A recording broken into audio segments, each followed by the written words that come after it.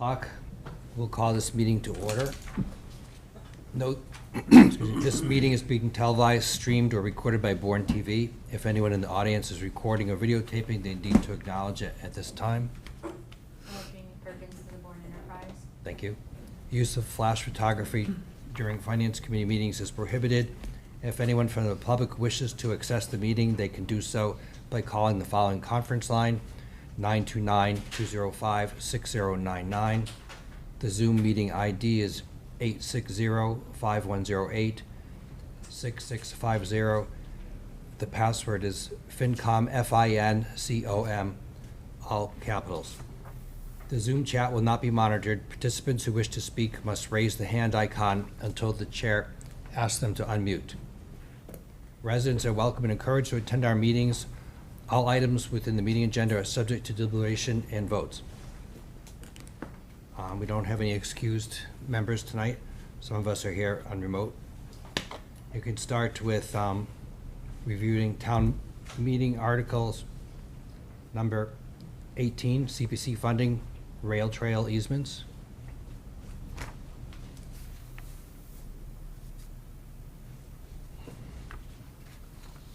Thank you, Mr. Sullivan. Yes, hi. If I may, yes. Go ahead. Tim Lyden, Town Engineering.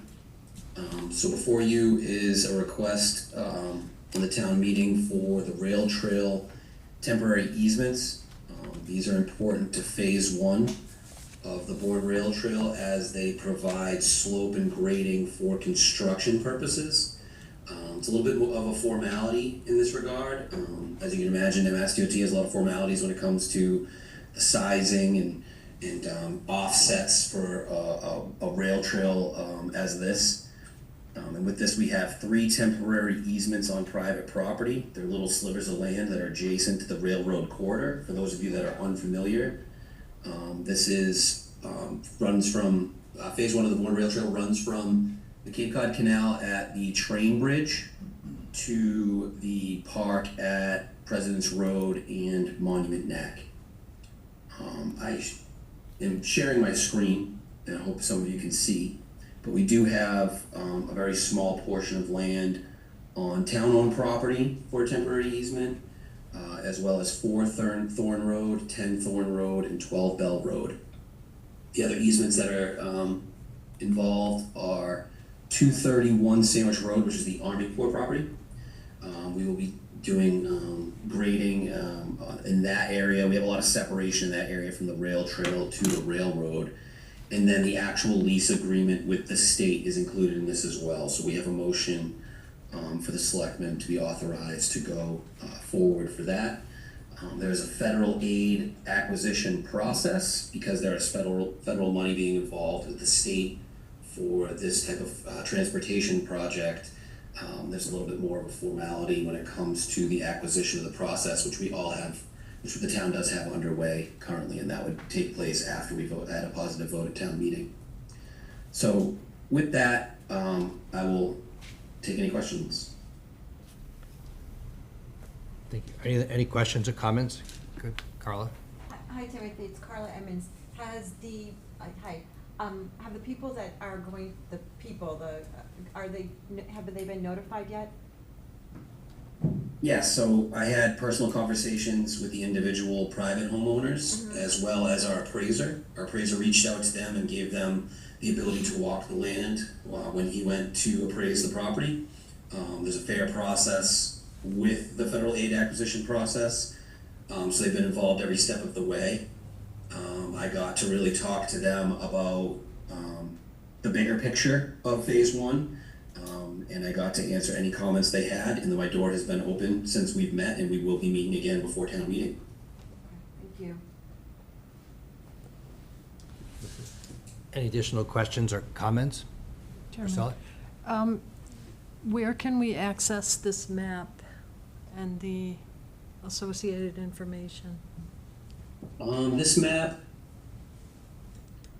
I mean, I have it on file at the engineering department. I mean, at this point, I do believe it's in the draft warrant that'll get published soon. You know, I have made it available at public outreach meetings. I don't have it posted on my website. We could definitely probably get that up there now. And do you have like an associated narrative with that? The narrative, yes, we have, one of our plan pages from our profile set, outlines all of these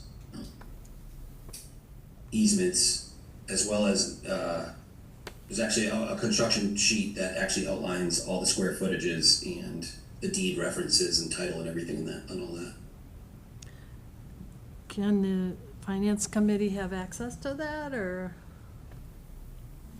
They can. I apologize if you don't have them now before you, but we do have the right-of-way plan that was still being edited up until a few weeks ago. Okay, I request that it be made available to us.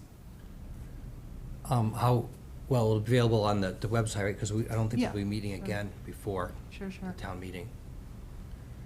All right, so Mr. Lyden, you'll have it on your website, and I know it'll be on the draft, the new draft Yeah, warrant. we can absolutely put that on the website.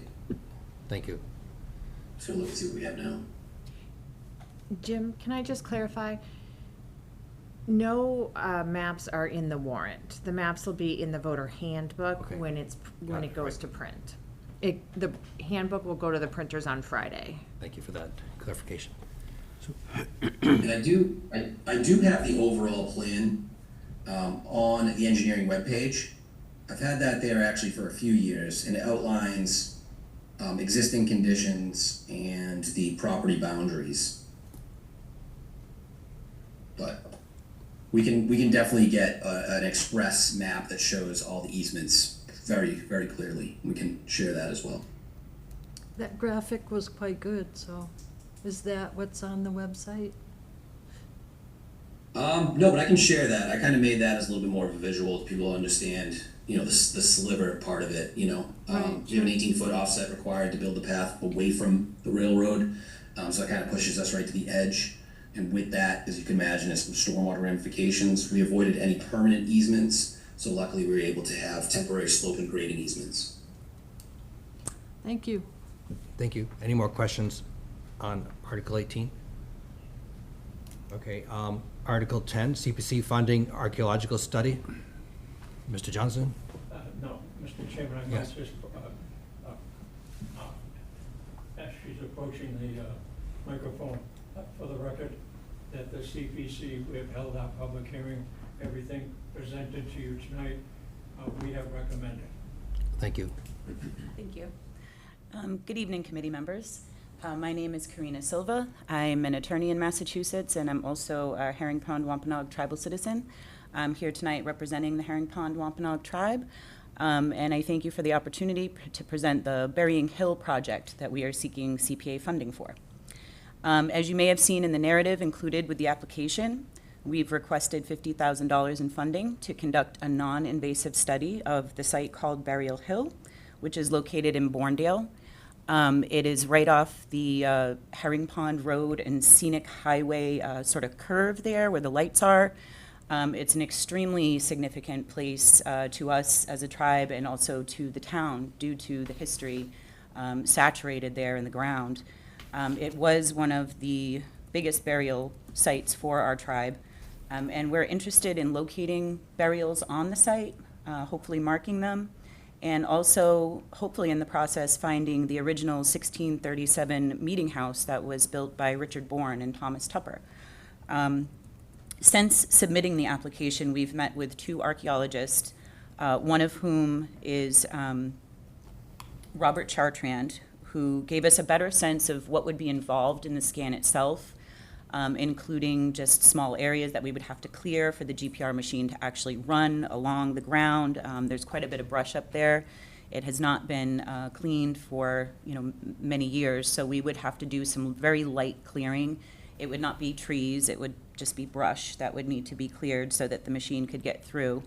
A more recent development, we also met with archaeologist John Steinberg, who's worked with us in the past in similar studies, significantly down at Sandy Pond in Plymouth.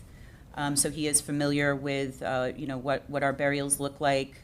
He was very optimistic about the site After he went up and tested the soil, he said that the conditions there are ideal for a GPR site due to the amount of sand, I guess, in the soil itself. So it's going to be really clear pictures that he can get on the scanner.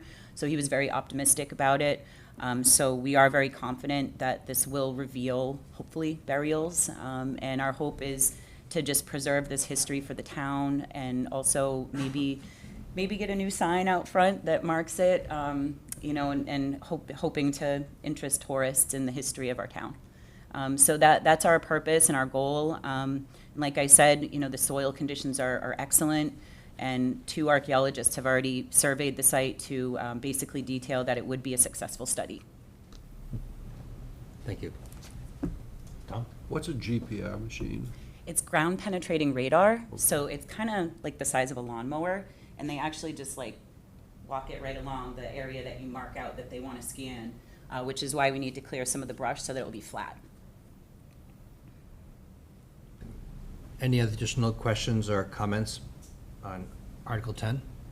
How big is the area? It's Burial Hill. I don't know the exact size of it, but the sizes that they want us to locate in terms of to have the scan done would be, I believe, 20 by 30 feet. Oh, So we okay, would have to not just very go up big. and mark it, and it would need to be like a straight line, however we choose to do that. That was their recommendation, the archaeologist. So that's 600 square feet, so it's not very big. No, it wouldn't be very big. Yeah, It's about the size of this room. probably, yeah. Yeah, okay, very small, okay. Thank you. Any more questions? So, yeah, all right, thank you. Thank you. Your next, Article 11, CPC funding, Buzzards Bay land acquisition. Mr. Sullivan, if I may, Tim Lyden again. Yes. Thank you. So 88 Puritan Road became available on the market as we were doing a watershed assessment for Queen Sewell's watershed. We're doing a little bit of an action plan for the pond to address any stormwater or any other loading issues that we might have for pollutants in town. We got a grant for $183,000 from the Buzzards Bay National Estuary Program to do this review. Our final plan should be issued in about 4 to 5 weeks. We worked with Horsley Witten on this. The first project that came out of this was rebuilding the Queen Sewell parking lot. Some of you guys might know it as Bumps Pond. Some of the drainage overflows and goes into the parcel at 88 Puritan Road. So because of all these factors, it's also registered land. It's actually cheaper and more time effective for us to acquire the parcel because it's for sale. And there are actual other outfalls up by Puritan Road that overflow onto this property. So as I speak to you from like a drainage standpoint and stormwater standpoint, it is a water quality project. There's environmental sensitivities here. It seems like a lot of the arrows pointed to acquiring this parcel. So that's how you find this before you today, with us sponsoring that. So the Queen Sewell parking lot project also was awarded a grant for the construction of the project, specifically $300,000, but another $75,000 to do more engineering for future projects. So the $300,000 right now could include this parcel, a portion of this parcel being developed for overflow of stormwater. So we have a Conservation Commission hearing coming up very soon. And we're working with the owner right now for the permissions to do this work in anticipation of acquiring it. Were we not to acquire it, we still have a little bit of space where we could, retrofit the improvements we're looking to make. But if we were able to acquire this parcel, we could do all the retrofit improvements that we would like to make for full depth water quality improvement at this site. So with that, I'll take any questions. Are there any questions? No? All right, thank you, Tim. Next, Article 12, CPC funding, conservation restriction for 541 County Road.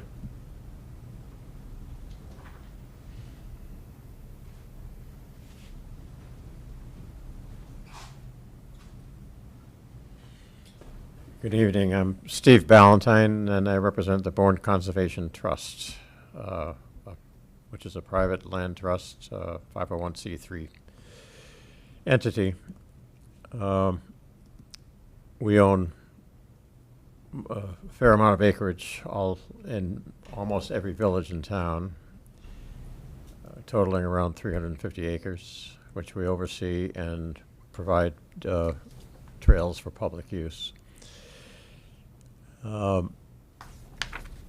learned of this property going on the market at the end of July, 1st of August, and felt it was a very, very important piece to protect from development, given that it was in the middle of roughly 460 acres of town-owned conservation land and water district properties.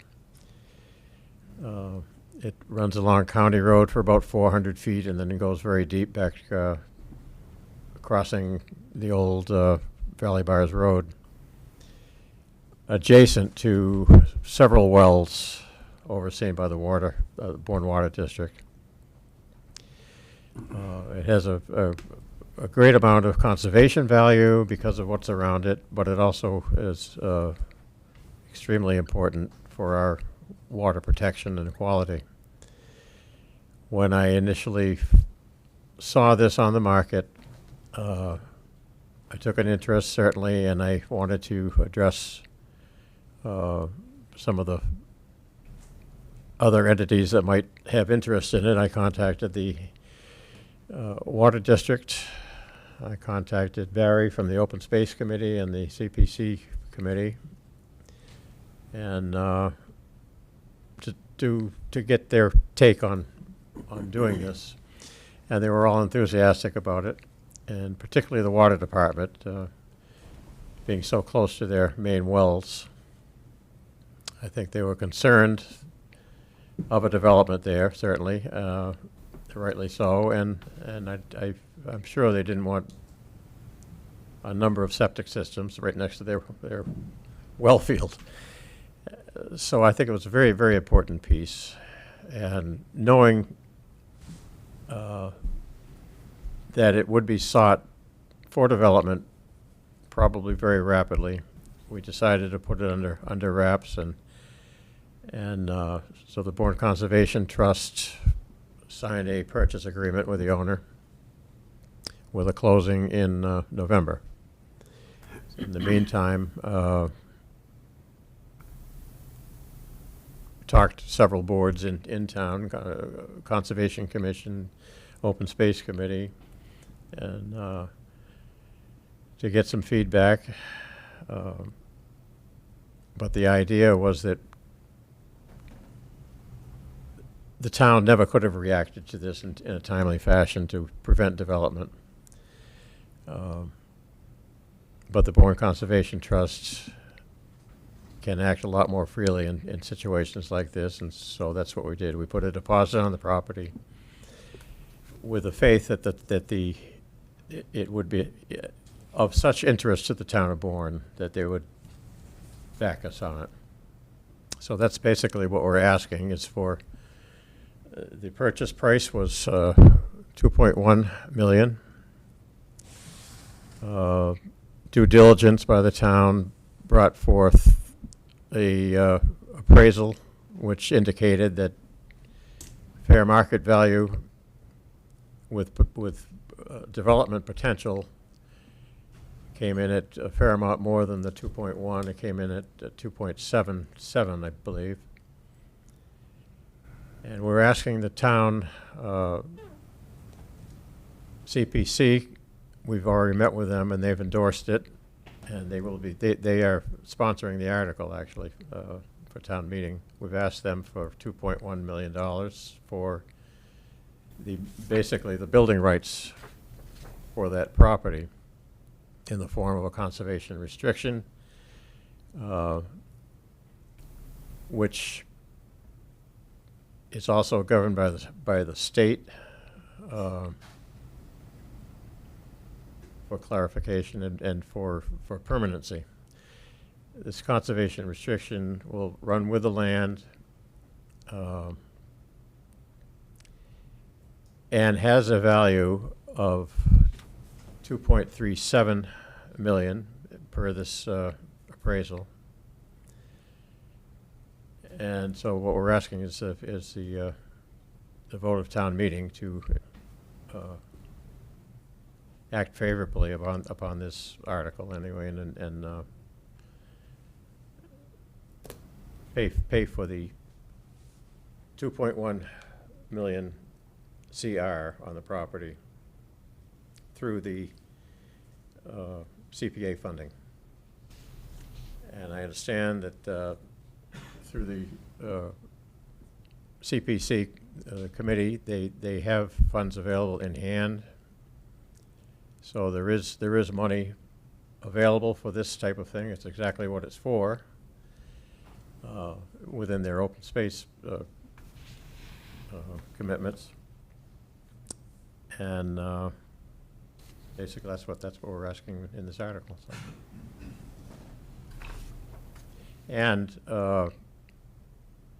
we have also applied for a state grant, which I feel fairly confident about. And it would be a reimbursal to the town to the tune of just over $1 million. So that would reimburse basically half of the purchase price of the CR. And we are obligated and will provide a memorandum such that if we do receive that money, it would be given to the town for that purpose, for lowering their input on this property. Thank you. Jim, I just want you to know Amanda has her hand up. Oh, thank you. Amanda? Thank you. So I do have a question. I know you said the purchase and sale agreement was signed, so if this is not approved at town meeting, are we still on the hook to fund this somehow? Or is the deal sort of dead in the water if this is not approved at town meeting?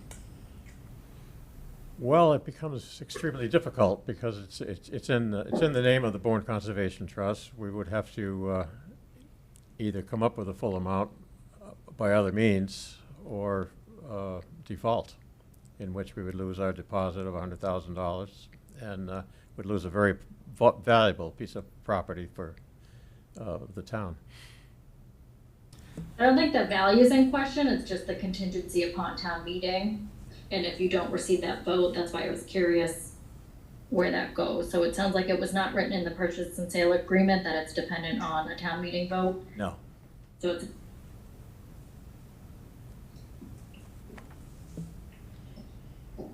Jim, can I clarify for Amanda's Yes, certainly. point? Amanda, the town of Bourne is not a party to the PNS. So the town of Bourne is not responsible for the terms of the PNS. So the town is not on the hook if it does not pass at town meeting. okay, perfect. Thank you. Thank you. I guess I did make that clear. I'm sorry. I have a question about the conservation, I guess, easements or possibilities to use this property. This is going to back up against the Four Ponds Conservation Area. Yes. And, I mean, I see that being used, but it's used by a limited amount of people.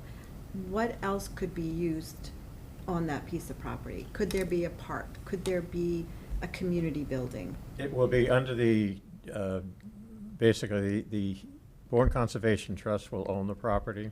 The town of Bourne will own the conservation restriction on the property, which oversees the use of it. It's being set aside for conservation use, overseen by the CONCOM, the Conservation Commission. So they will oversee and maintain the lack of use, I should say, of that property, and use it only for under the terms that they specify, which is trails, basically. That's about all that can happen to it. And that's like the same conservation restrictions that are on the Four Ponds? I assume so, yeah. Okay. All right. Mr. Chairman? Priscilla?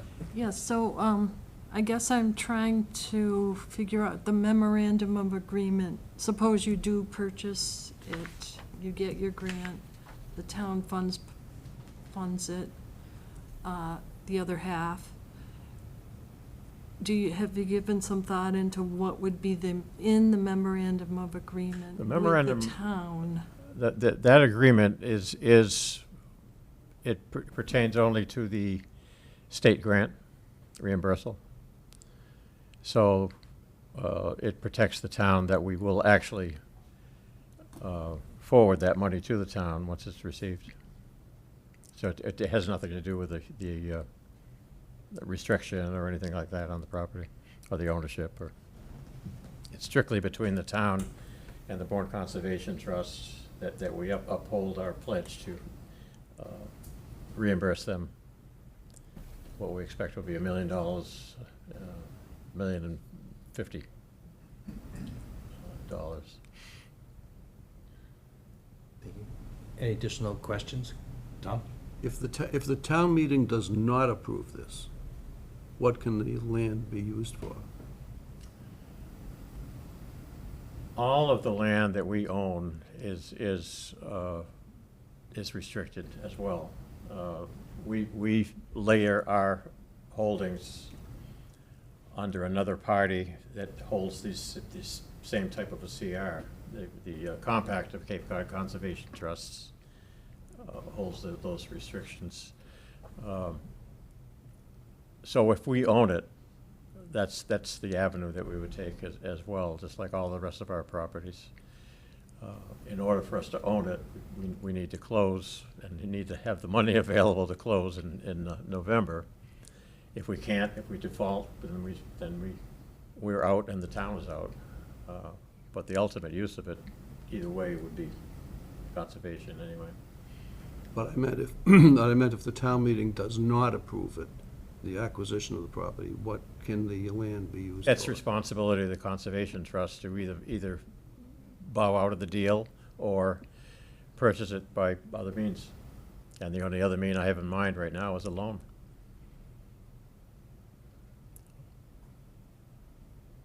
So Tom, did you mean what could it be used for if it was just an open market? Yes. Then the town would have no say in the use of the property.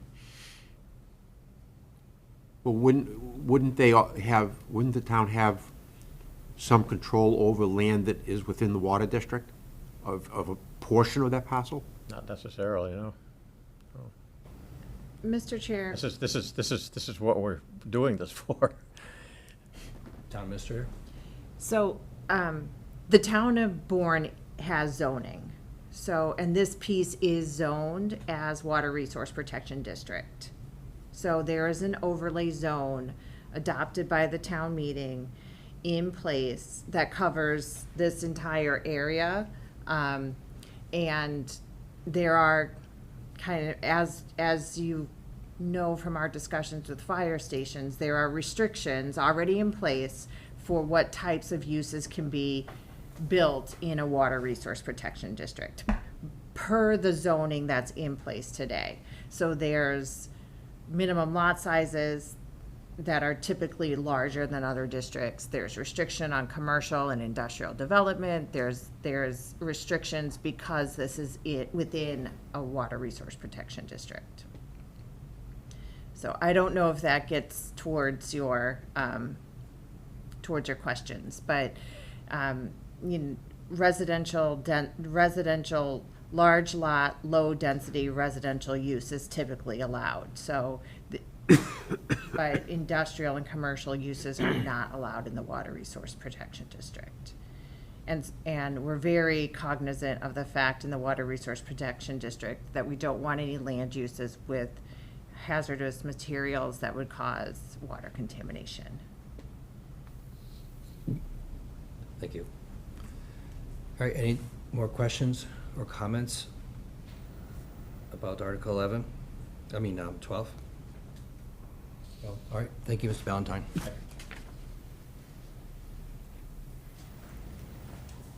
Okay, next, Article 15, reduce CPC, that's the Community Preservation Committee membership. Mr. Johnson? What this article will do, excuse me, and as you'll see, it's sponsored by both the Open Space Committee and the CPC.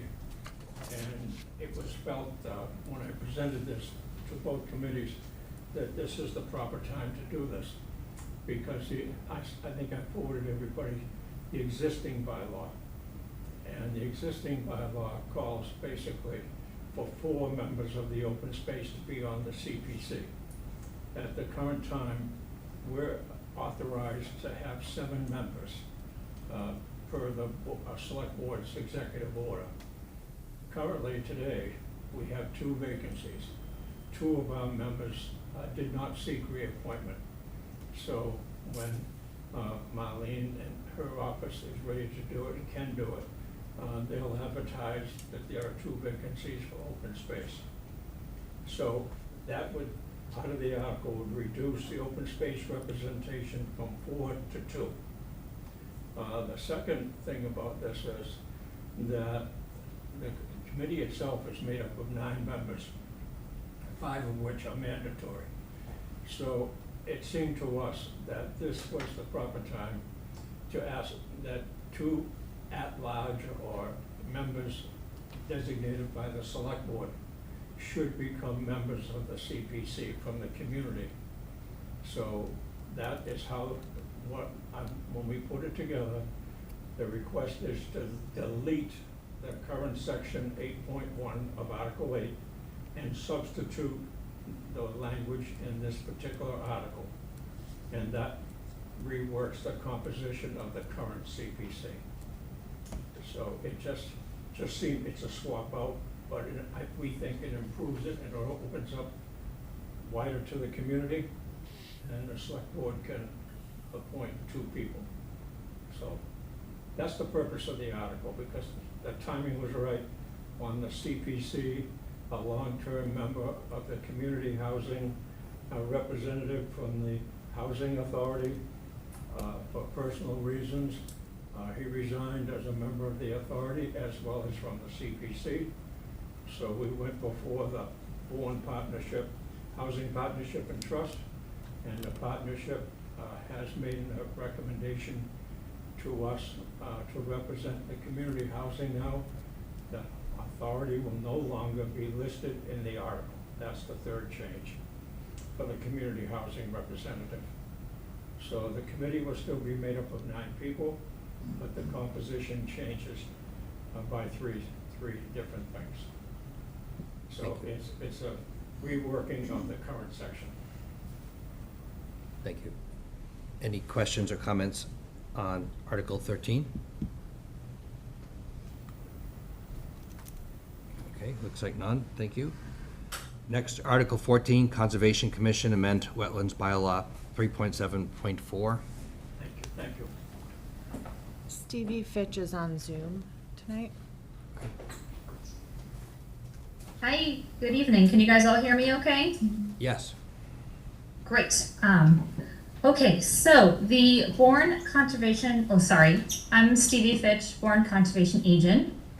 And the Bourne Conservation Commission discussed Article 14 of the warrant for the fall 2024 special town meeting on July 18th and held a final vote and discussion on September 5th.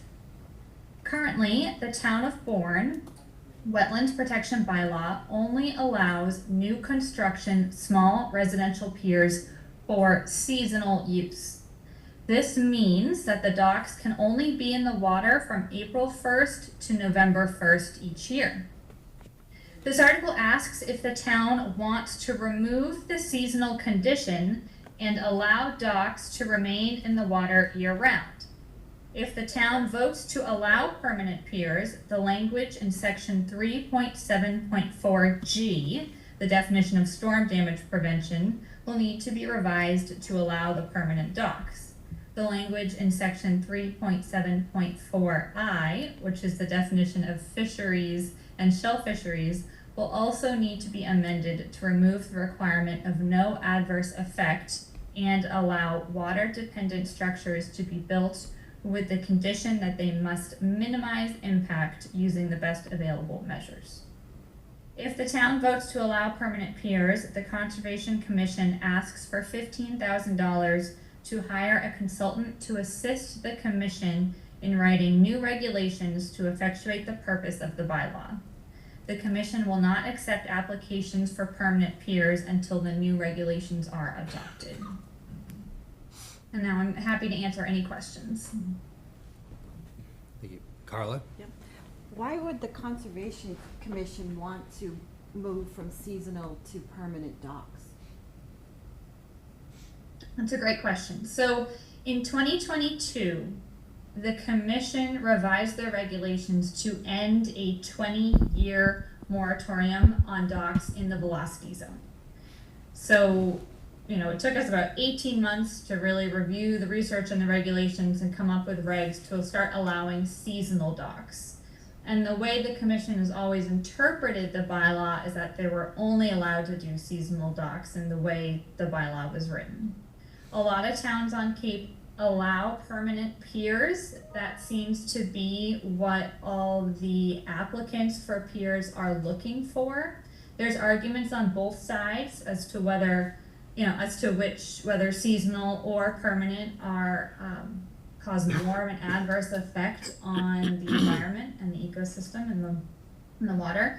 The way the commission has looked at this is basically it's a really big decision that will impact the town and the public tidelands. So they want to allow the town people whose bylaw this really is to decide whether they will approve permanent or seasonal docks. But wouldn't you be the experts on whether this can cause damage or not damage to our beaches and waterways? Well, we refer to the state and we refer to other, agencies in the area, Division of Marine Fisheries, for example. And permanent piers are allowed under the State Wetlands Protection Act. And they are, like I said, allowed in most other towns.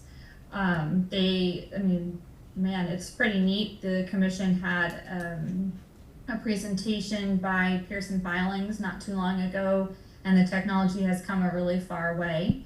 I think the commission was or has been hesitant on permanent piers in the past because of storm damage prevention and ice and how ice can damage and basically break apart, the piers, and then, then you have debris in the water that can cause more damage. So that's always a risk. But like I said, the commission has had a lot of pushback since ending the moratorium on piers in the velocity zone. And the message they're getting from the people of Bourne is that they want to start seeing permanent piers. And since permanent piers are allowed under the State Wetlands Protection Act and are allowed in most other towns in Barnstable County, the commission has chosen to put forth the question to the town. Thank you. Thanks, Stephanie. Wayne? Do you know why the town put the moratorium in 20 years ago by any chance? I do. Well, from the research I've done, basically, there were no regulations up until 2000. So I have notes on this somewhere. So when the commission started receiving applications for docks, they wanted to put a moratorium to be able to write the regulations. And then, let me see if I can find my notes here. So sorry, let's back up. In 1987, the town voted to establish a wetland protection bylaw, and then there were no regulations at this point.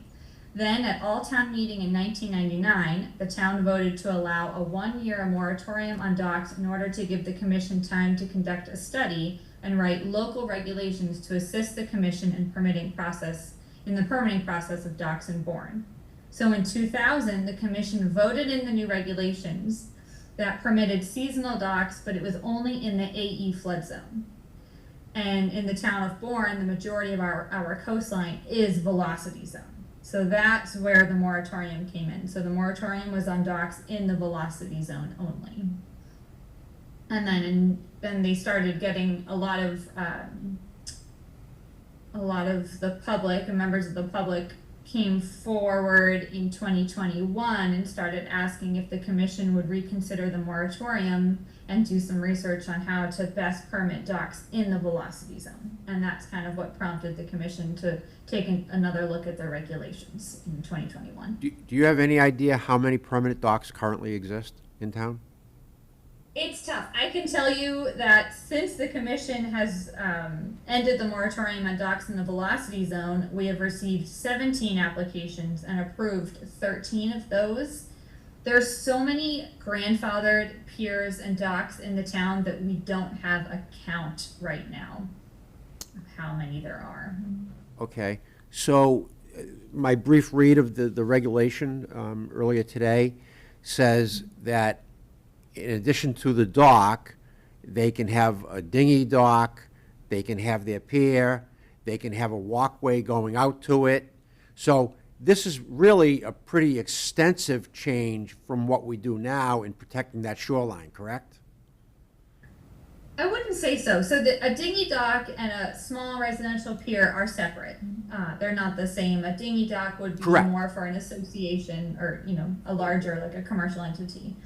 So currently right now we do allow what they're called, they're small residential piers. Under Mass DEP's Chapter 91 licensing, the dock has to be 600 square feet or less. And we have a maximum length from mean high water to, it's out 125 feet. So we have restrictions on the size. And then up here, it's a walkway, often over salt marsh, but sometimes just coastal beach. So it's a walkway out to a ramp and then a float. And it has to be the smallest size possible, but still meet a certain water depth and, meet the needs of the applicant. So really, they're already in the water. This is just, the biggest change would be if they're going from seasonal to permanent, is the size of the pilings tend to be larger. So we're going from maybe 4x4 posts or something like an 8 or 10 inch diameter piling to probably a 12-inch diameter piling. The ramp and the float are always going to remain seasonal, and they will come out after November 1st. Come out of the water. So you're using the word float. Are you talking if somebody wants to put a large float at the end of a dock? Or a finger pier? Typically it's a dock out to like an aluminum ramp and then a float. So, 600 square feet is the potential for a very long finger pier or ramp going out there to a dock area. Is there any limit as to how far they can go out into the water? 125 feet. 125 feet out from shore. Yep, from mean high water. Okay, and what is that going to do to the obstruction of other boats out in the water? Good question. Yeah, so our bylaw has navigation and recreation listed as wetland resource values. So whenever an application for a dock is submitted to the Conservation Commission, we bring it to the Cove Master and the Harbor Master and have them, make a statement as to whether this location, this proposed pier, would have an impact on navigation. We also have a setback to moorings, and it's a 100-foot setback to any moorings in the water, a 250-foot setback to marinas and swimming beaches. So there are setbacks already within the regulations to protect navigation and recreation.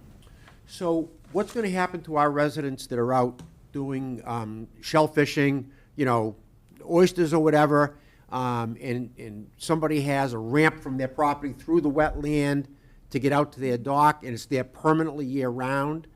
That's going to be an obstruction to our residents that are out enjoying the shellfishing. Absolutely. No, that is one of the drawbacks of permanent piers. Obviously, the pier has to meet, Chapter 91 has a regulation that it has to be 5 feet off the beach so that anyone who's fishing, fouling, navigating in the tidelands is able to maneuver around the pier. But that is one of the drawbacks, and that's why we want to bring it to town meeting and have the public really weigh the pros and cons. I'm sorry, it has to be 5 feet what, 5 feet high? Yep, 5 feet high. Yeah, there has to be a 5 foot high separation between the walkway and the beach so people can walk underneath. So how is the public is gonna have access Yep, by yeah, going that's protected underneath? under Chapter 91, one of our oldest laws in the country, to allow the public to fish, fowl, and navigate between mean high water and mean low water. And that's gonna be that they're gonna have to stoop down and walk underneath these piers? Yep, no, that's one of the drawbacks, exactly, that's, Or kayak so underneath. that's something we wanna have kayak the public underneath. really talk about and weigh the pros and cons, and if they like to recreate and they don't wanna deal with permanent piers in the off-season, then they can vote no on this article. Has Shore and Harbor made a recommendation on this? Not yet, I'm scheduled to go before them on October 10th. So Stevie, would anyone who has a seasonal pier now be able to convert that to a permanent year-round one without additional permitting? Or without additional? No, they would have to come back, they would first start the local level, and then I believe they'd have to go back to the state, the Chapter 91 licensing, and then go to amend their Army Corps permit. So there's local, state, and federal permitting. Thank you. I didn't see anything in the regulation about how quickly the town would have jurisdiction to enforce repairing any of these docks if they became damaged, or removal so that there wouldn't be a hazard in the water.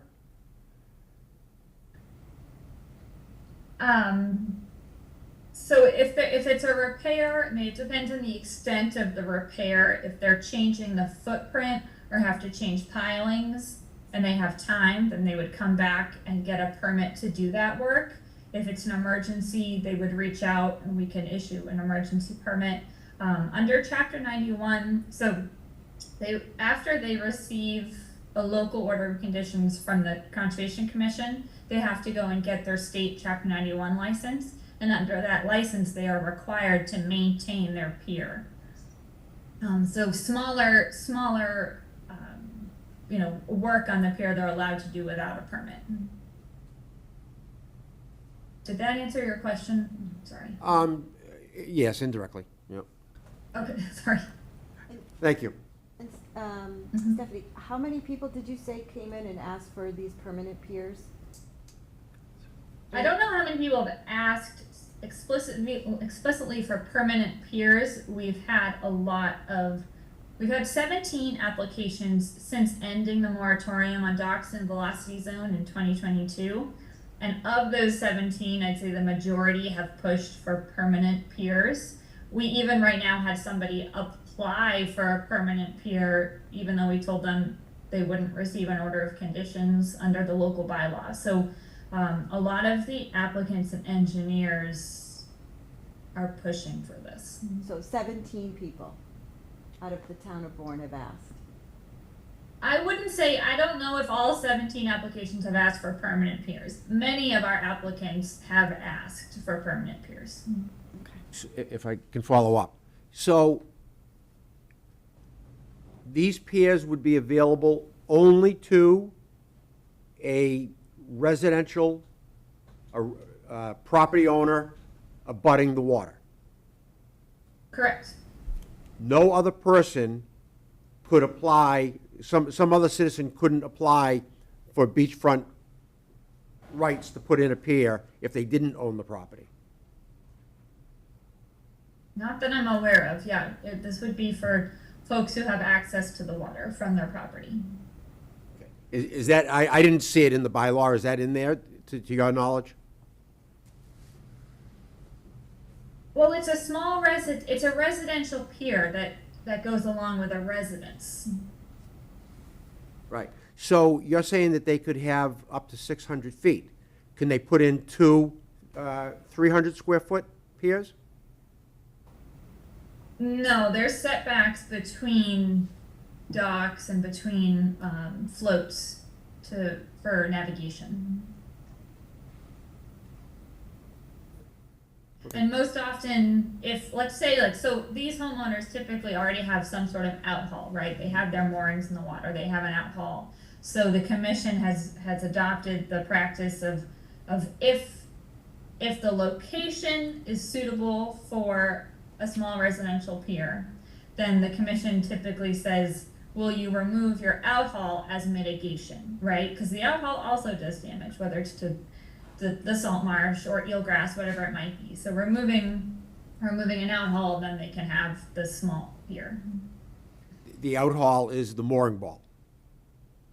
The outhaul, it's a pole that's typically like in the coastal beach with the rope, and that's what their dinghy is Oh, tied onto. okay, yes. So they're dragging their Right. dinghy through the salt marsh or wherever else and doing a lot of damage. Okay? So some of these property owners also have moorings, most likely. The all right? majority, yep. Would that, I didn't see that as a requirement that they'd have to give up their mooring if they had a pier. Because we have such large waiting lists throughout the whole town. Yeah, it really depends on the water depth, right? A lot of people, it's a 1.5 required water depth from the bottom of the float to the substrate. If they're inland containing shellfish, it's 2.5 feet. So depending on the size of the boat, it might not be appropriate to be moored at the float. So they would just have a smaller dinghy at the float that they would then take out to their mooring. So you mean that we would allow people to put in a 600 square foot pier to use as a dinghy dock to get out to their mooring ball? They're already doing that. They have the seasonal docks. That's what they're doing. This is just allowing the docks to be permanent. Okay, thank you. MJ?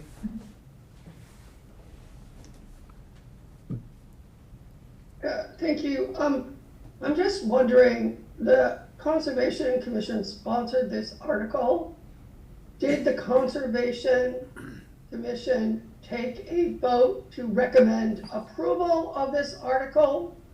Or are they only seeking feedback from town meeting?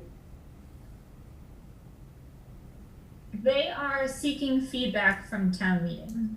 So the chair explained it as this represents a drastic change, and he feels that as 7 appointed members, they don't have the, I guess you would say, the right, or they don't want to hold that responsibility of deciding whether permanent or seasonal piers are allowed in the town, since they are only appointed members.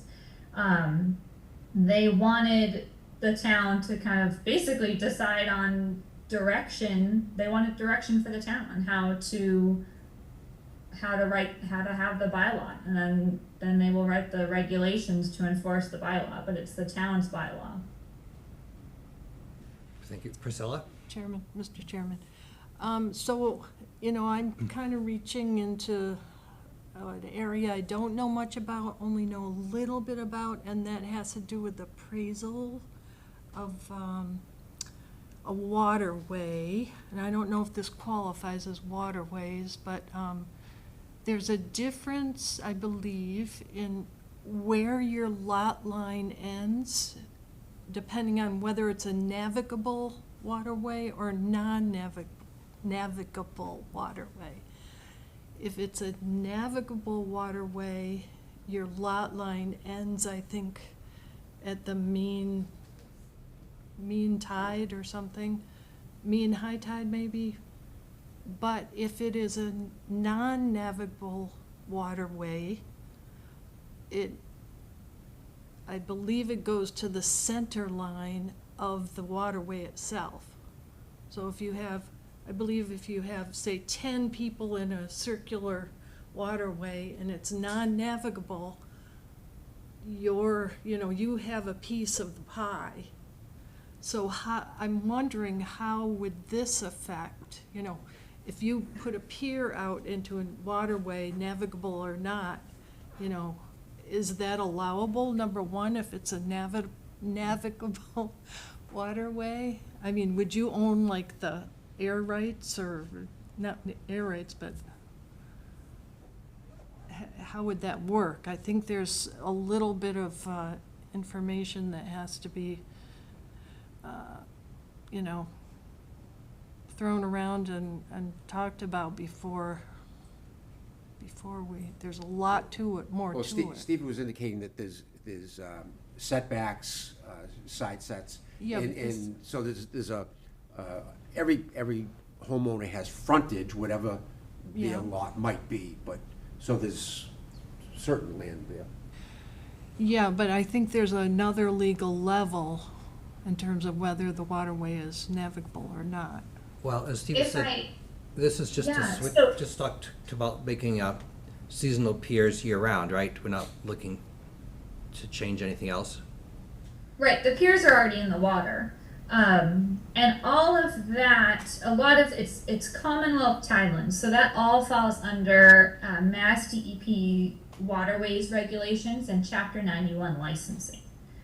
So again, if a homeowner is interested in having a seasonal or permanent pier, they start with applying for a notice of intent with the Conservation Commission. And we're just looking at impact to the wetland resource areas. Once we've determined, that it meets, again, water depth, size, distance from a salt marsh, and, eelgrass impacts, etc., they would receive an order of conditions, and then they have to go to the state level and get their Chapter 91 license, and that's, I believe, would address your concerns in terms of public and private access to the waterways. And then they would also go to the Army Corps of Engineers and get a federal permit. So this is a very long and expensive process. Any more questions or comments? Thank you. On the issue of allowing seasonal ones to become year-round? Oh, MJ? I just want to say that Stevie commented that the chair of conservation said that this would be a drastic change. And the change of seasonal docks allow use for boats during the season and recreation during the season. During the off-season, that's not necessary. And a lot of our storms, really bad nor'easter storms with high surf and high winds, happen in the off-season. The navigation and shellfishing and the free coastal use in the off-season, the pristine shore in the off-season, are things that need to be considered. This is not, there are people that are asking that they don't want to have the inconvenience of having their dock taken out, but the adverse effects are different, and it's changing our community and it's changing our shoreline. And I think that the key point here is the Conservation Commission has sponsored this article for direction. They are not sponsoring this article as a change. They are stating that this is a drastic change in our shoreline. And I think that is what's really clear here. You could do this, you could pass this, you could say it's okay to have permanent docks, but you are changing Bourne, and you are making changes. And the Conservation Commission is looking for direction. If you advocate for that change, if you support that change, then you support this article. If you do not, then you don't support the article. And I think it's a really important question as to whether or not you recommend approval of this article. Thank you. Any more comments, questions? Yes. So, I'm hearing the explanation that the commission is looking for an opinion on this. Wouldn't it be a lot more valuable not to do this as a town bylaw change, but either do it as on the town ballot, put a non-binding question on the town ballot Because if this gets voted through, passes. This is not an opinion. We've done it. We've made this huge change. It just seems if they're looking for an opinion, I think that through talking with town officials, there might be a better way to do it than put it on as because right now, this is a binding article going before the town meeting. And I just feel if you want an opinion, I think we should do it a different way. Thank you. All right, let's move on. We'll have a chance to discuss this when we vote on them later this I'll evening. Thanks. All right, so next, Article 14, Conservation, pardon me. Article 15, Zoning Sign Bylaw Amendments.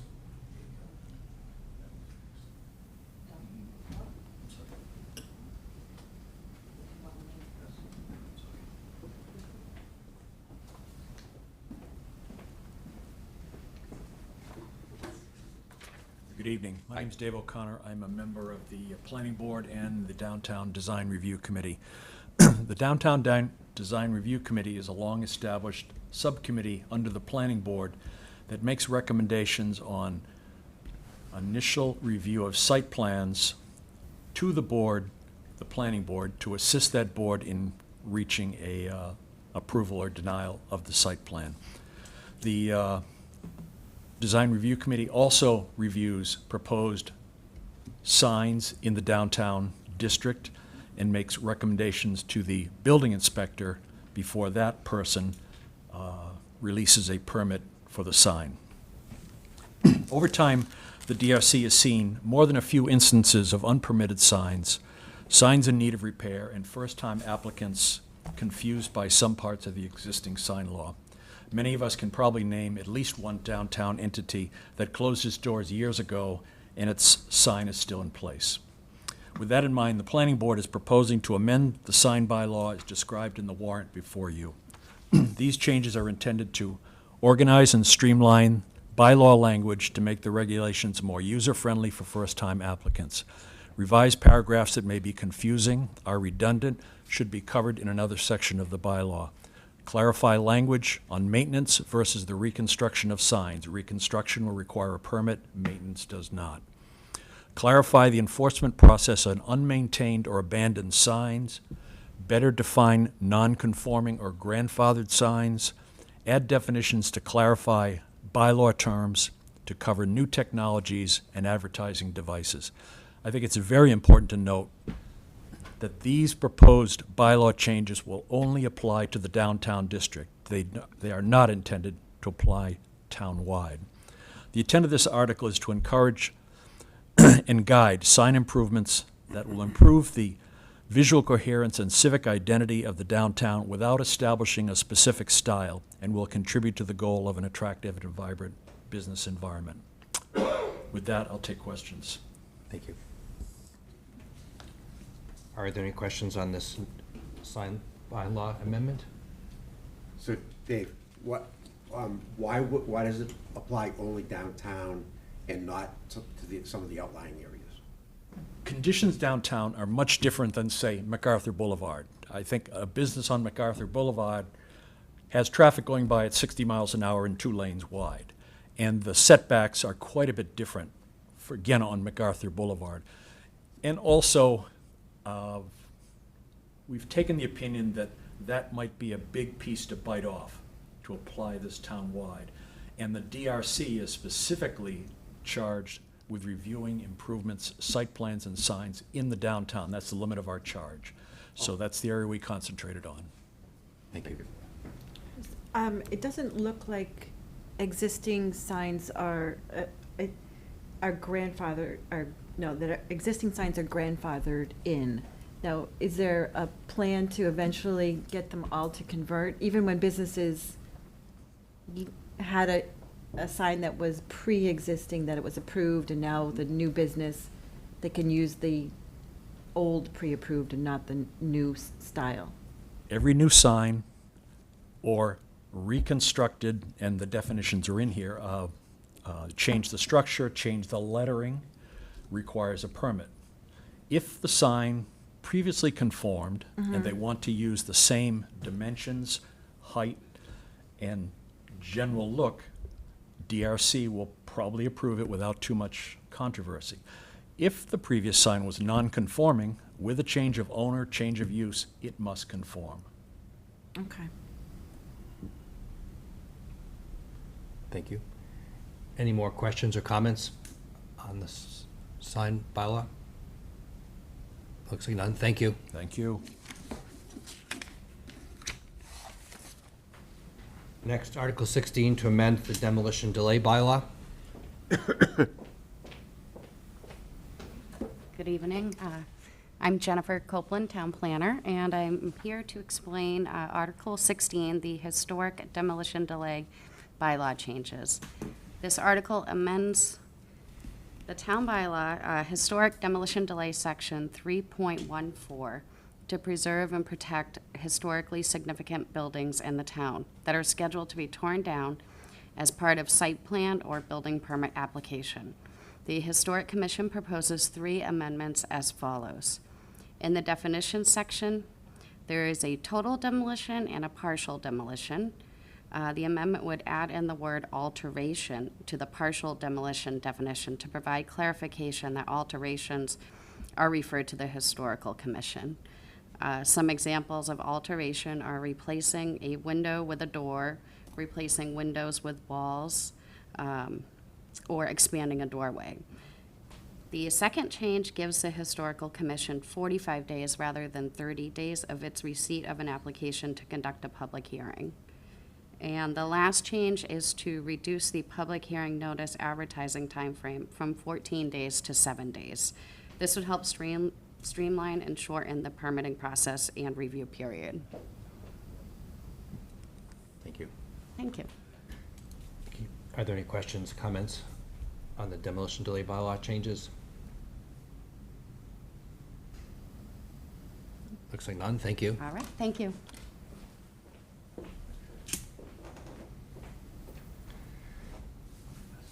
Okay, next, Article 19, petition the general court to transfer the conservation restriction currently in place on the county land in Bocassett.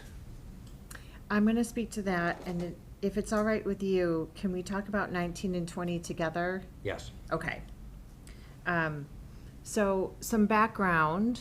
In 2019, the town meeting authorized the use of free cash to purchase land in Pocasset that's currently owned by Barnstable County. It's approximately 65 acres at Dr. Julius Kelly Way and off of County Road. I'm not here tonight to talk about the purchase. That's already been approved and the funds have been allocated. But we have been moving through the process with the county, and the select board has a purchase and sales agreement before them to close on this deal. Before we can get to the closing, we have to do some work with the state and the Conservation Commission.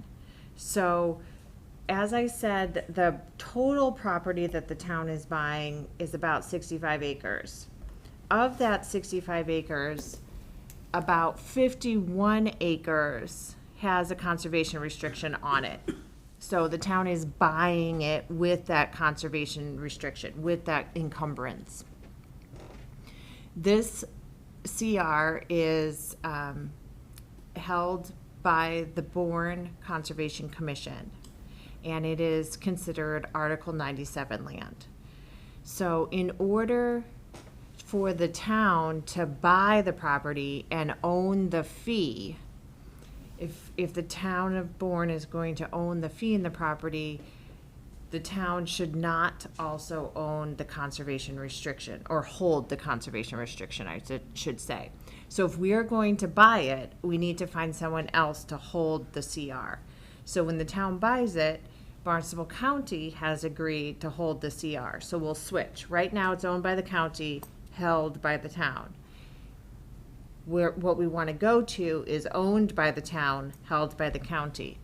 In order to do that, we need approval under Article 97 from the general court. So Article 19 is the special act that we would need to file in order to switch that designation.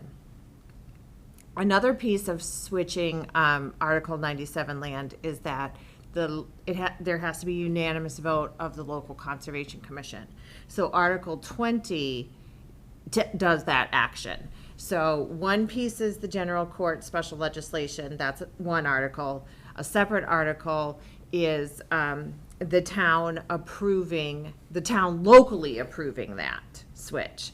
And then I would go to the Conservation Commission and ask for their unanimous support. I will be going to the Conservation Commission prior to town meeting to talk to them about this. Nothing is changing. We're not taking any land out of restriction. We're not putting any land into the restriction. It's a technical, mechanical requirement because the town is buying the property. So it's kind of a convoluted process and a time-consuming process with no actual change in any land being protected, but the conservation restriction will technically be transferred to Barnstable County at the time of the closing on the sale. Could you just explain again why the town cannot own the land and have a conservation restriction at the same time? I mean, really, it's a check and a balance. So the owner under Article 97, the owner of the property shouldn't be holding a recorded conservation restriction because it's an encumbrance that's recorded on the title to the benefit of another entity. So if it was Article 97 land without a conservation restriction, we could, but because there's a formal conservation restriction on record, we are not allowed to hold our own conservation restrictions. We have to find another group, a nonprofit, a trust, another entity of government to hold it. So because it's an actual encumbrance recorded on the title, that's why we can't hold it. Okay, so is this piece of property different from the Shore Road property Yes. that we were looking for the fire station? Yes, Shore Road does not have a restriction recorded on the title. Shore Road is Article 97 because it was bought by Cape Cod Land Bank funds. So it meets, there's many different ways lands can be protected under Article 97. A recorded conservation restriction is one of the strongest, and that because it's an actual encumbrance on the property's title. So this is different than the Shore Road field. The steps we're taking are the same because Article 97 is involved. But if this was a property without a CR, we would not need to transfer it. In that case, the town could own it, and the Conservation Commission could have care, custody, and control. And the Conservation Commission will have care, custody, and control of this. They just cannot hold the legal restriction. Thank you. And what's the benefit to the town of switching them? We legally have to. If we want to actually. I mean, why would we want to purchase the land and give the CR to the town of Barnstable? Why are we doing this, I guess is a better question. So in 2019, the town meeting authorized the But I thought it was for the purchase of land for a fire department, which is, no, it was not. I thought it was for a purchase of a fire department. It wasn't. It was to just a purchase the property. Conservation. Okay, Yeah. all right, thank So- you. That's fine, okay. So there's the piece tonight we're talking about with the Conservation Commission restriction. The town is also buying the underlying fee for the senior residents, and the town is buying some unencumbered acreage. But this particular piece of 51 acres with the CR has some extra steps. Okay, all right, thank you. Any more questions or comments on this county land? All right, thank you. Next, Article 21, non-capital funding request for fence repairs.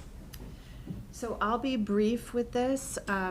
There is a garage behind Town Hall that is used by the Department of Natural Resources. And behind the garage, there's an area of land that is not enclosed or not protected in any way. And we have some equipment out there that should be more secure. So we're asking for about $8,000 in free cash so that we can fence off an area and secure it with a gate and a lock so we can protect that property. Thank you. Any questions or comments on this potential free cash use? Looks like none, thank you.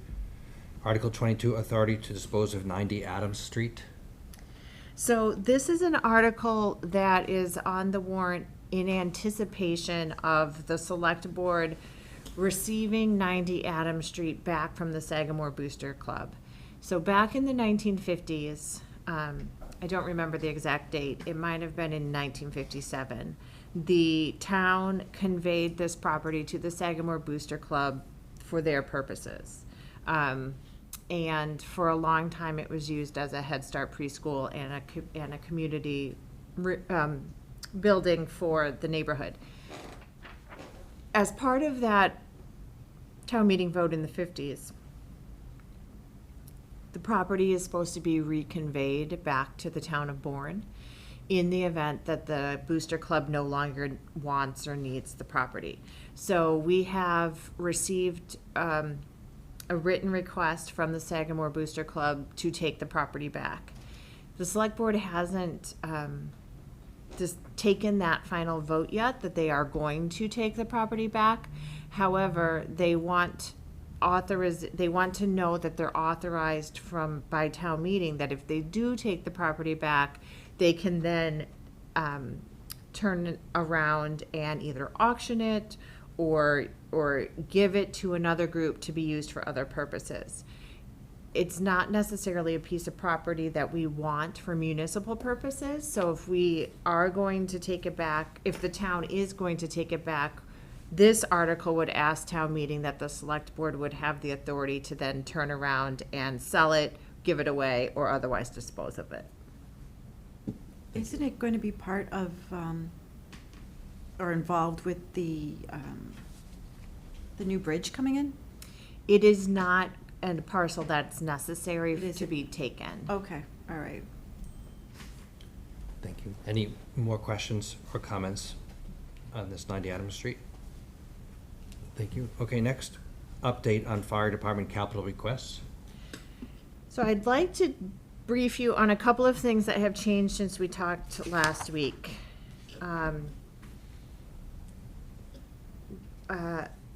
Unfortunately, the fire department has received, not yet in writing, but we have it on very good verbal authority, that we have not been successful with the SAFER grant or the AFG grant. So what that means is we are going to be removing the gear, the turnout gear for $45,000. We'll be removing that from the warrant. We don't need to move forward with that.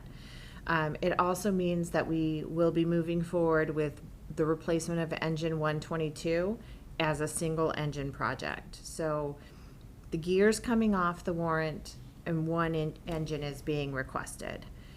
And lastly, we would like to increase the cost, increase the article amount for the roof at Fire Station 3 by $15,000. So it would go from $750,000 to $765,000 in the motion. And the reason for that is talking with our engineers in advance of the project, we're pretty sure, but we're not 100% sure that the fire department won't need to move out of the third floor of the station during construction.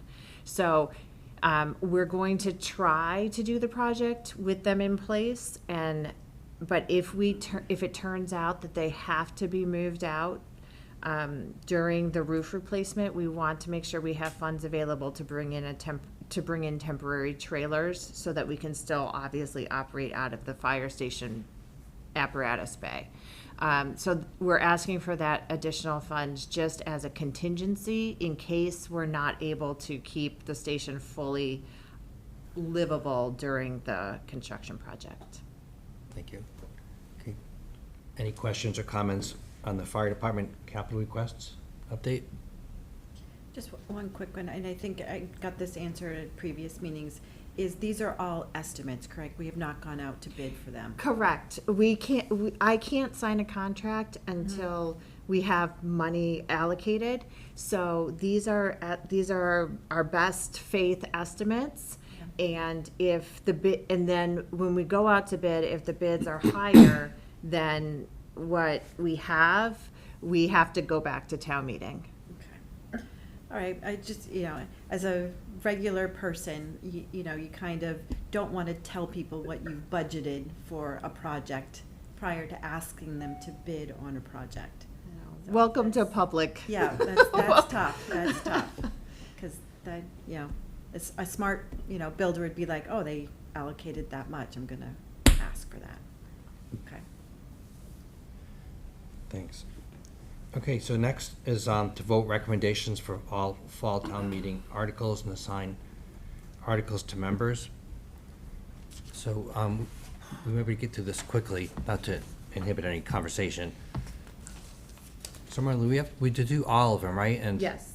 the draft warrant has some of the numbers are different, so we'll just try to find. Use the warrant that was sent to you on Friday. The numbers won't necessarily match from last week, but that's the warrant you should use, the one that was sent last Friday. Okay. That's the one I have open.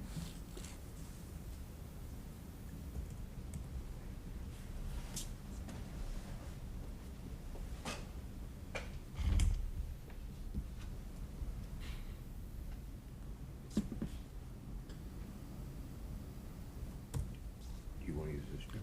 Yeah, you have. You have it? Oh, you do print things out. Thank you so much. Okay. Occasionally. All right. So these will all be roll call votes because some of us are remote. Article 1 is to see if the town will vote to hear reports and recommendations of committees, town and state officers, and take any other action in relation to year 2. Is there a motion to approve this article? So moved. So actually, sorry, your motions should be to recommend. Recommend Yes. the approval of it? Yes, recommend approval, right. So that's the motion that you're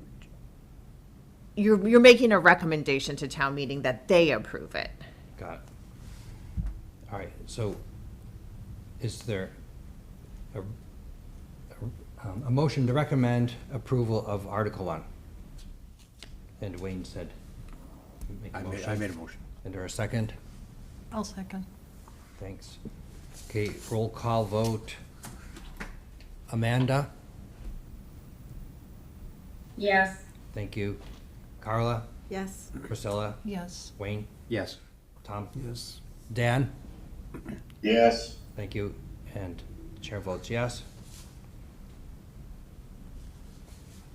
Next, Article 2, to see if the town will vote to appropriate, borrow, transfer from available funds, or otherwise provide a sum of money for the purpose of supplementing and/or reducing the fiscal year 2025 regular annual expenses of the departmental expenses as noted under Article 2.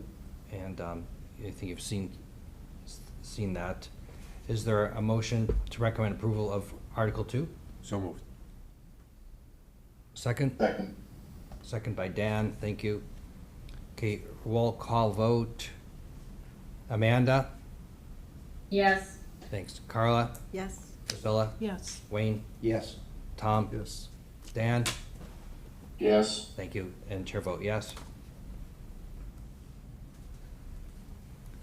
Article 3, to see if the town will vote to appropriate, borrow, transfer from available funds, or otherwise provide a sum of money for the purpose of supplementing and/or reducing the FY 2025 ISWIM departmental budget. Is there a motion to recommend approval of Article 3? So moved. Second? Second. Thanks, Dan. Okay, roll call vote. Amanda? Yes. Thank you. Carla? Yes. Priscilla? Abstain. Okay. Wayne? Yes. Tom? Yes. And the chair vote yes. Dan? Oh, Dan. Dan, did you get to vote on that one? Oh, no, sorry. Did you vote yes or no? Yes. Thank you. Okay, Article 4. This is about funding the town's other post-employment benefits or OPEB liability. Is there a motion to recommend approval? So moved. Second. Second by Tom. Thank you. Roll call vote. Amanda? Yes. Thank you. Carla? Yes. Priscilla? Yes. Wayne? Yes. Tom? Yes. Yes. And the chair votes yes. Thank you. And Dan? Dan. I also vote yes. All right, I'm going to start getting you with the 3 votes. Thank you. Okay.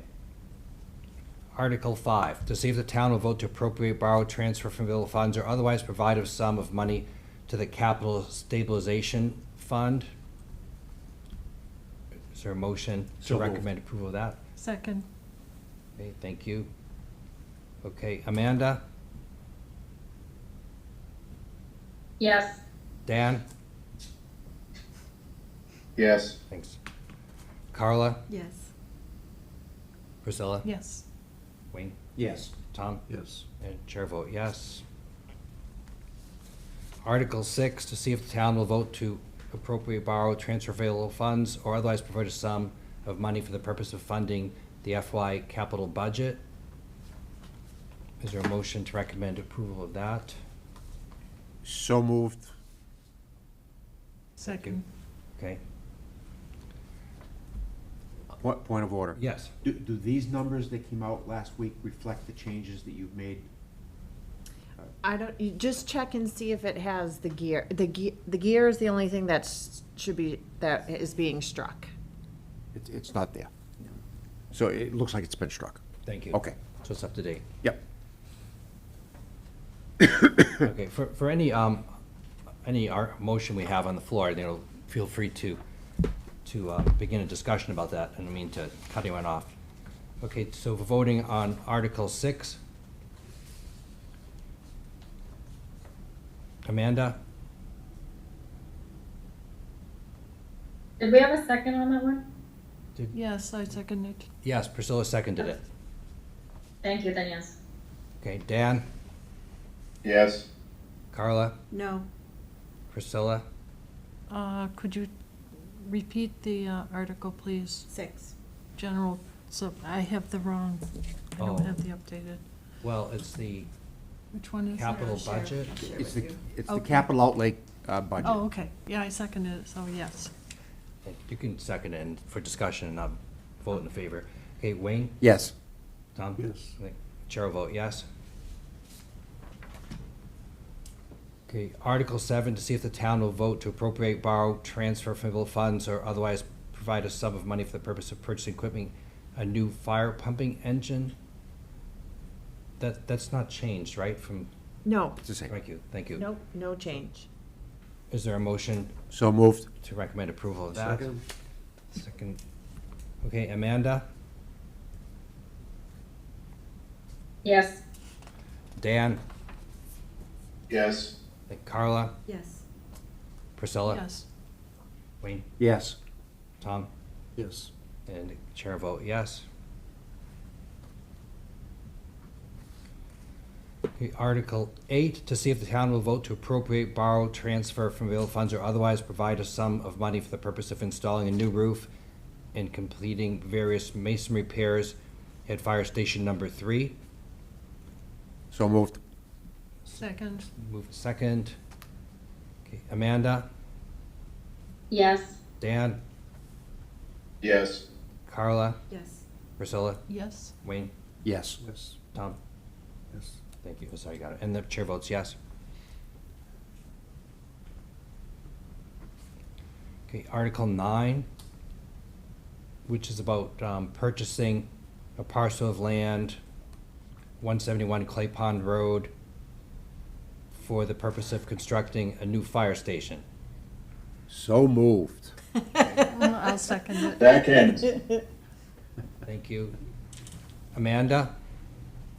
Yes. Dan? Yes. Priscilla? Yes. Carla? Yes. Wayne? Yes. Tom? Yes. And the chair votes yes. Congratulations. I was listening to the meeting earlier, and I'm like, oh my gosh, she's gonna be so excited. A great achievement. Okay, Article 10, Community Preservation Committee to do the archaeological survey on the Indian Burying Hill. Is there a motion? So moved. I'll second. Okay, moved in second. Amanda? Yes. Thank you. Dan? Yes. Carla? Yes. Priscilla? Yes. Wayne? Yes. Tom? Yes. And the chair votes yes. Article 11, CPC Committee to,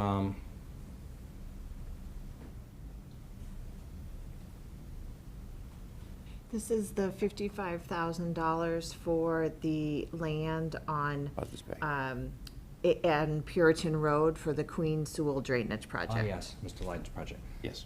Okay. So is there a motion? So moved. I'll second. Thank you. Amanda? Yes. Dan? Yes. Thanks. Carla? Yes. Priscilla? Yes. Wayne? Yes. Tom? Yes. Let's say, chair says yes. Article 12, community preservation, purchase of land, 541 County Road. Ron, can you remind us of This, which? yes, this is the conservation restriction purchase for $2.1 million on County Road. That's already in the watershed protection area. That is in the water resource protection area, Resource protection yes. Okay, this would be to sort of to reimburse or do something with Bourne Conservation Trust?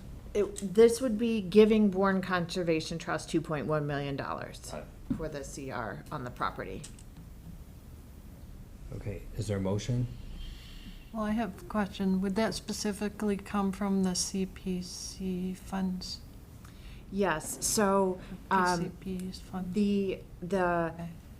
funding is set up to be $2.1 million from the Open Space and Recreation Reserve Fund. So it would be coming from the Open Space and Recreation Reserved Funds, from the CPC. Do we have an amount that's there right now? There's a little bit more than 3 million currently available in the reserve fund. Okay, thank you. Thank you. So we can discuss this after with a motion and second. Is there someone want to make a motion to recommend approval of Article 12?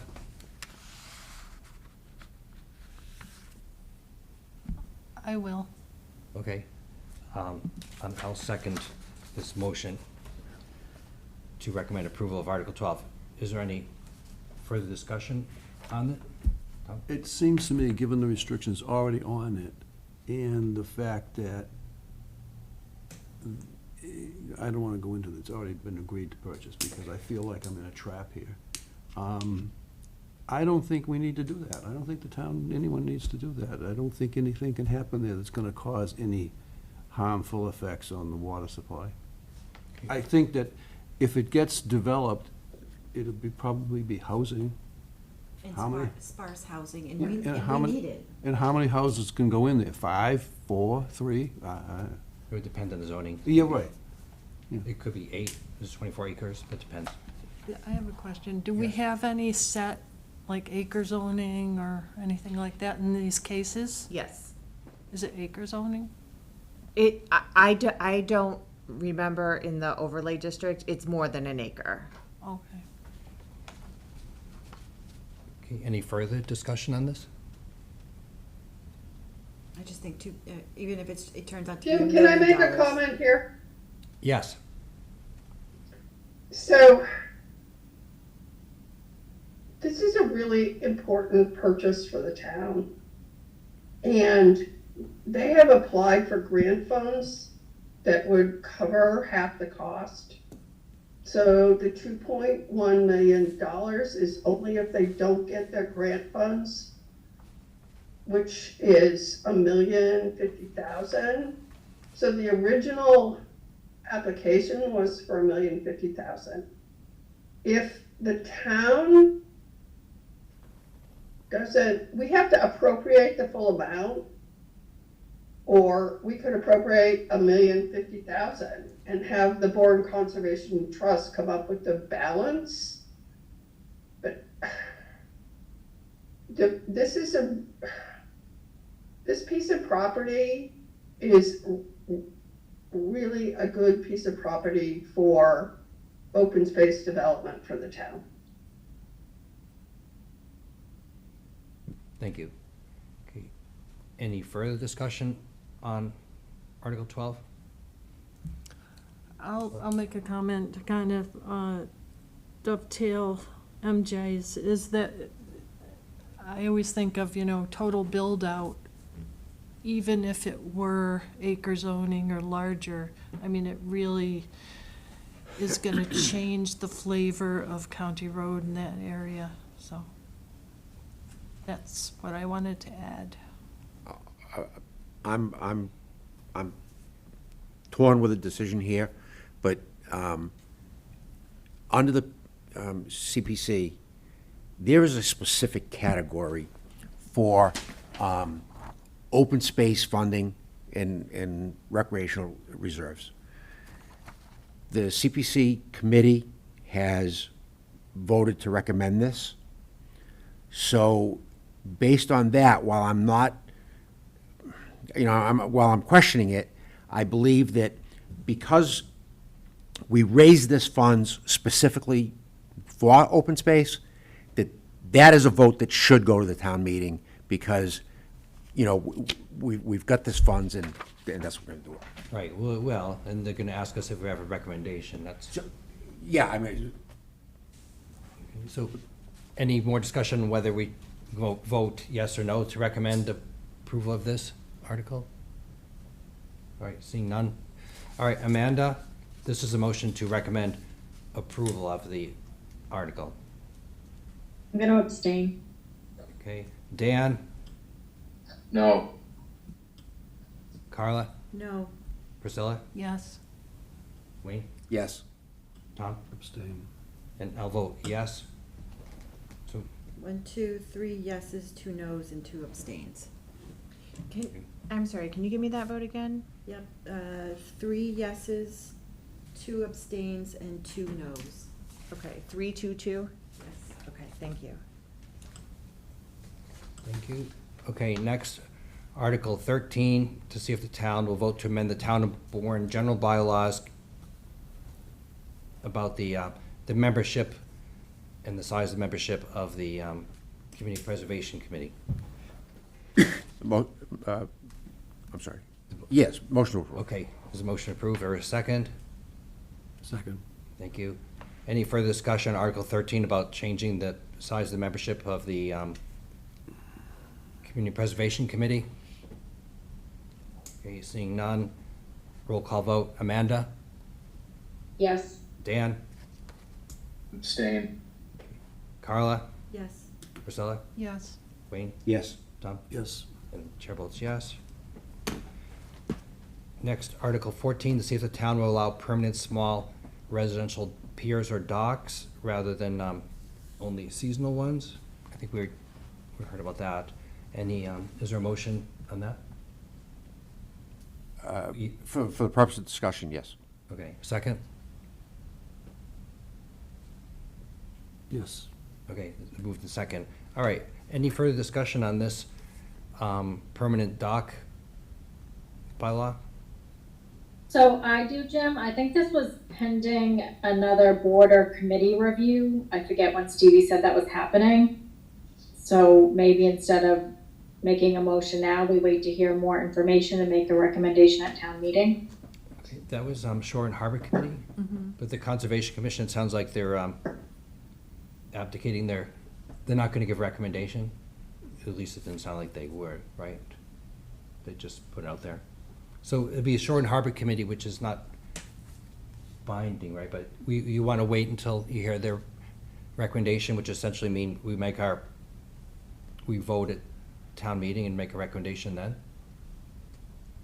Or? So I'm fine waiting, or, I mean, if we vote tonight one way or another, I would just abstain. That's just my personal opinion. Certainly, I'm only one member though.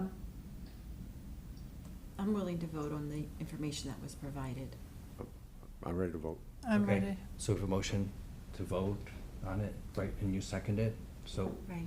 okay, any further discussion on the motion, which is to vote to recommend approval of this article?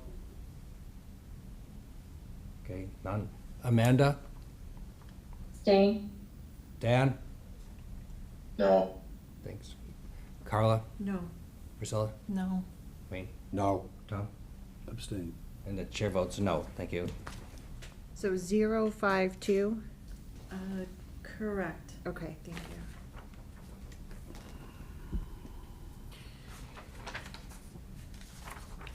So, how's this from page? So 15 is the signs. that's docs, right? You just did what, 13? No, we just No. completed 14, we're on 14. 15. This is the text of the sign one. Yep, 15 is the sign This bylaw. is all sign stuff. Okay, Was many pages. Yes. yeah. Let's see what it Very says. specific. Oh, here it is. Okay. Okay, I apologize. So Article 15 about amending the zoning, Bourne zoning bylaw about the downtown district sign regulations. So moved. Second. Thank you. Any further discussion on that zoning bylaw? Can I make a comment? Yes. Marlene, can you talk about town council's comments for a friendly amendment? What I'm comfortable saying is that town council will be speaking with the planning board to ask if they will consider amending this motion on town meeting floor regarding some of the language in there having to do with holidays. Oh, Holidays? Yes. holidays. So, then, So I am not going to discuss this. This is something the town council is working with the planning board on. Please don't ask me any questions. right, and The planning board needs to discuss it, and the planning board needs to decide if they are going to offer an amendment. the moderator too has to be on board. 'cause I Yes, remember and the in past moderator. She said she wouldn't do it. I don't know if you needed 2/3 vote to make an amendment to a motion. Well, one thing at a time. Well, all right, aside from that, is there a motion to recommend approval of this revising of the downtown district sign regulations? For the purpose of discussion. Yeah. Make a motion? Great, a second? I'll second this one. Thank you, Carla, seconded. All right, any further discussion about this? For the purpose of discussion, if there's really a controversy over this, I would recommend to defeat it and ask them to bring it back in the spring. Okay, Well, any- then you should probably make a motion not to recommend. So if what you want to do is not recommend the article, your motion should be, and your vote should reflect not recommending approval of the article. That's different if a motion to approve is voted down, that's a distinction. We have voted against a motion, voted against recommending approval. You're not making the motion. The planning Right. board makes the motion. You are making a Right, recommendation. recommendation. So correct me if I'm wrong, we have, if we're going to do that, we need to, I need to withdraw my motion to approve, you would have to withdraw your second, and then I could make a recommendation not to approve. But how is that different substantially from us getting up there and saying, we voted 8-2 not to recommend approval of this? Or against? But that would have to be the motion. Right now, you've got a motion to approve before us. Yeah. And we can't, I get the sense of the board that we're not there yet, maybe, so.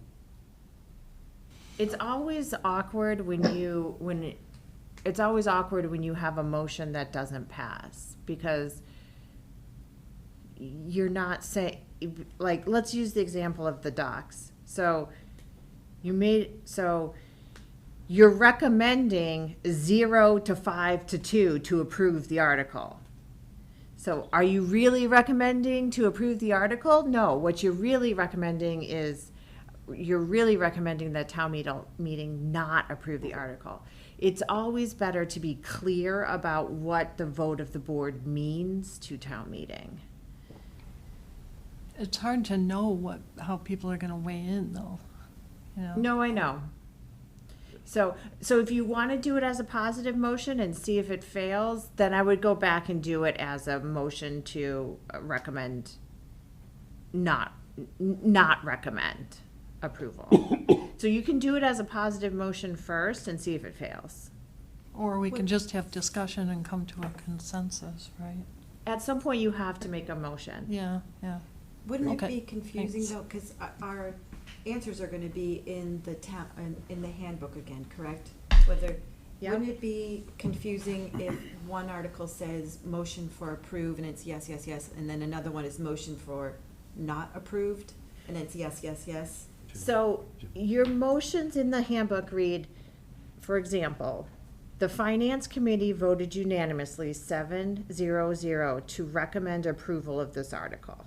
So for the last one, it would say the Finance Committee voted 0-5 Signs. to approve this 16 article. signs. Right, which means you're not We're not recommending recommending approval. So maybe we should make a comment That's pretty- after it and say. MJ had Yeah. her hand up, Jim. MJ? I'm just saying, since town council is talking to the planning board, this may be an opportunity for the finance committee to say recommendation to be made at town meeting. So until town council talks to the planning board, I think what is gonna be proposed is in flux. So is there still time for the planning board to meet and to propose a bylaw that's different from this? Or they would just have to do it kind of informally that evening and say, we're proposing an amendment on the floor, you know? Town meeting's not till October 21st, their They meeting. can still do it. Okay. It just won't be in the book. They'll make it verbally at town meeting. Mr. Chairman, I withdraw my motion. Thank you. I withdraw my second. All right, so we can either vote, make a motion to vote against recommending this, to vote to recommend it, or to re-vote at town meeting. Mr. Chairman, I make a motion that we postpone voting on this until town meeting. Is there a second? I second that. Thank you. Okay, any further discussion on a motion to postpone the vote till town meeting? Okay, seeing none. Amanda? Yes. Dan? Yes. Carla? Yes. Priscilla? Yes. Wayne? Yes. Tom? Yes. And the chair vote yes. Thank you. Okay. Next is Article 17.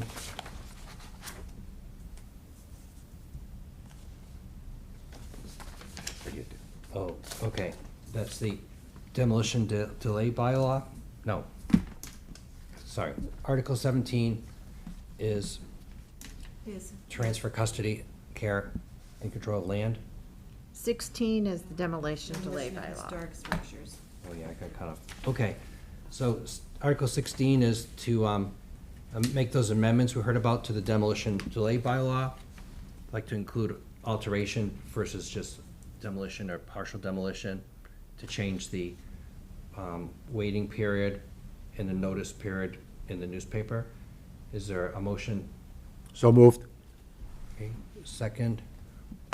Second. Second. Any further discussion on Article 16?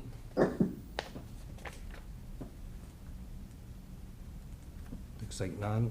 Okay, Amanda? Yes. Dan? Abstain. Carla? Yes. Priscilla? No. Wayne? Yes. Tom? Yes. And the chair votes yes.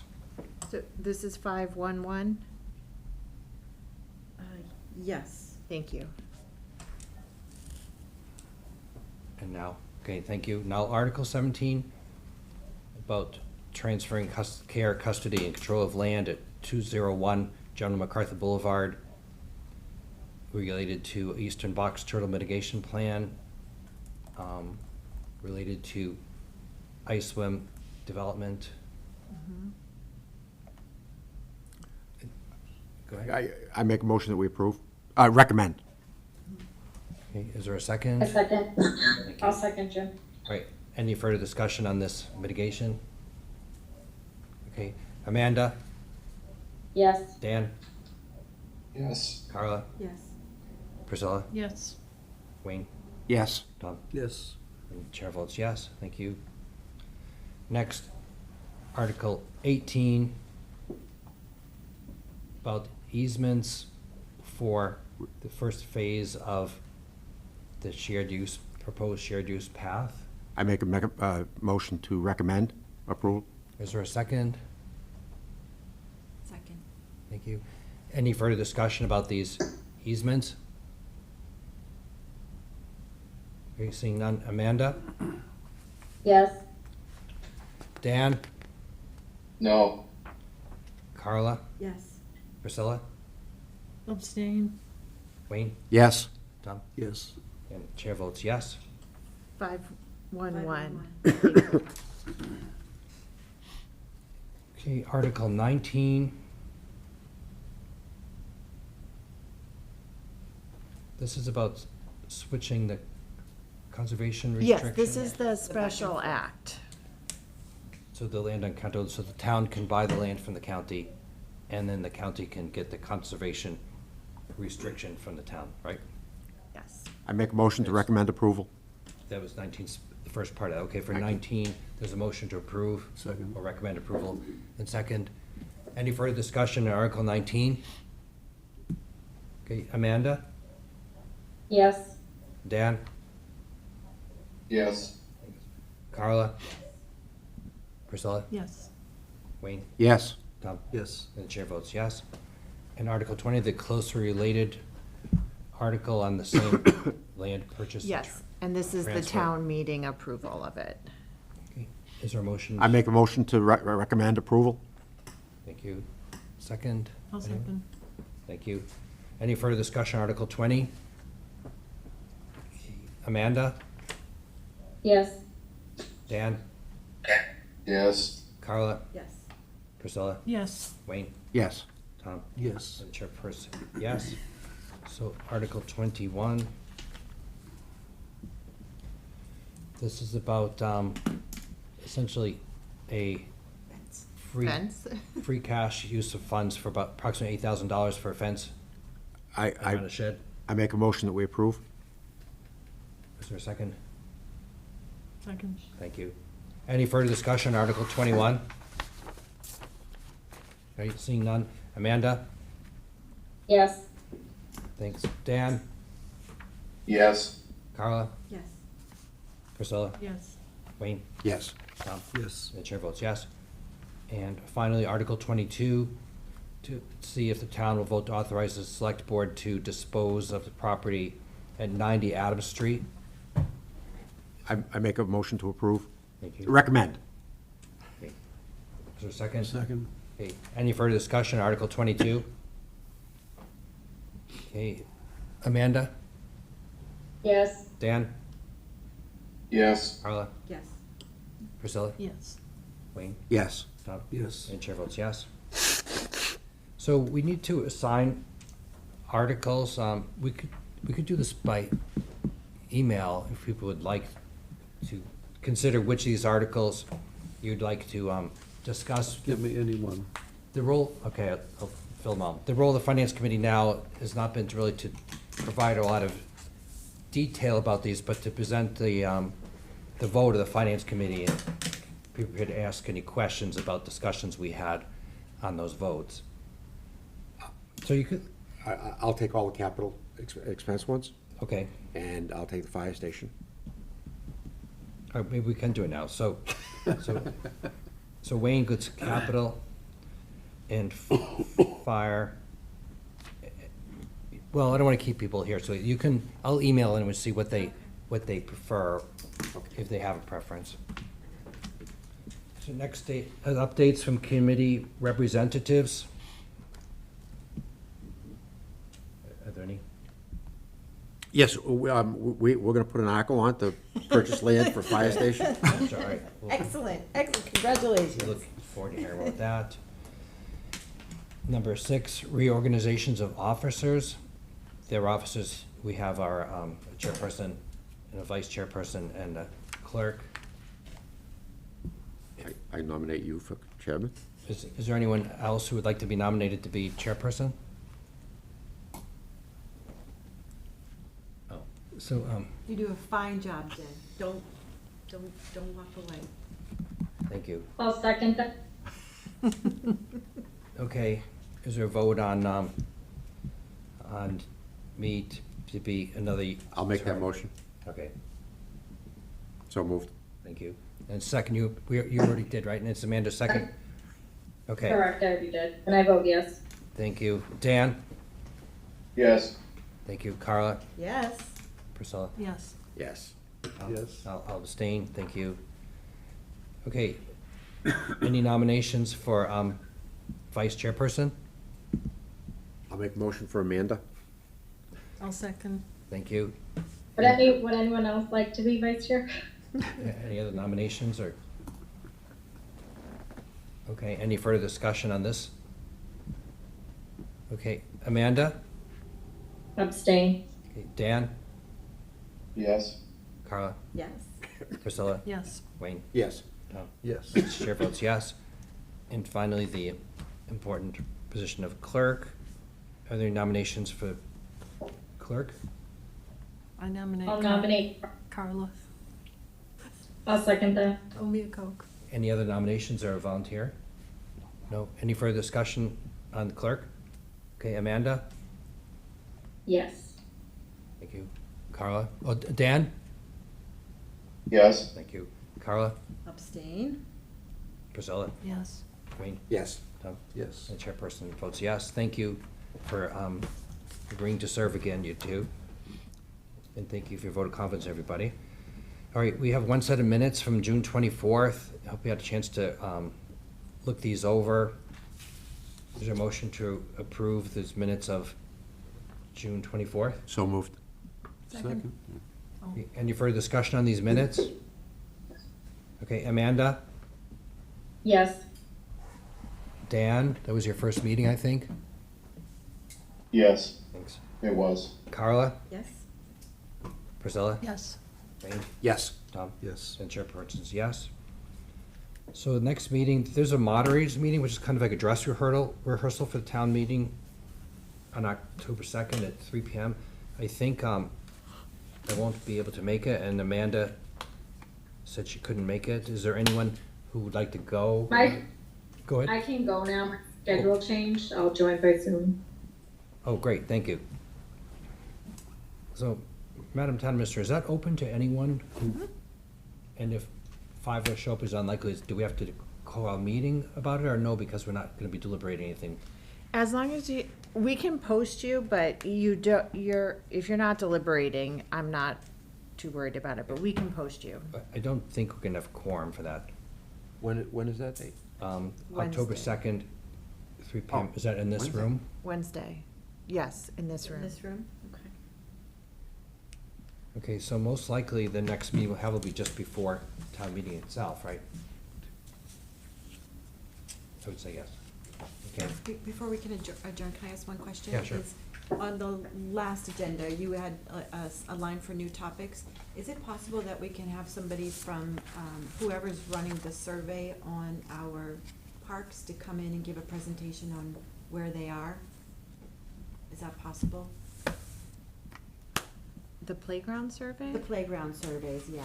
I mean, it was a lot of money to spend on a survey, so I just want to make sure that our constituents are all being, approached. So I'd like just to know their strategy on how they're going to find everybody's opinion.